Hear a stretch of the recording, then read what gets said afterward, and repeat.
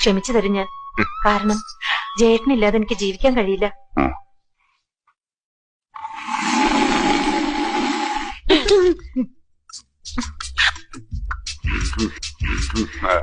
ജയേട്ടനെന്തൊരു ശബ്ദം ഉണ്ടാക്കണേ? കൂർക്കം വലിച്ചതാ. ഉറങ്ങണേന് മുമ്പേ ജയേട്ടൻ കൂർക്കം വലിക്കോ?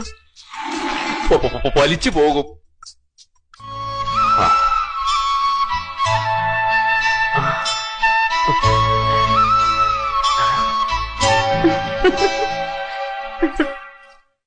രാധികേ,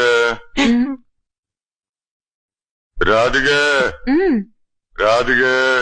എന്താ ജയേട്ടൻ എന്താ പറ്റിയ? മിമിക്രി പ്രാക്ടീസ് ചെയ്ത് നോക്കിയതാ.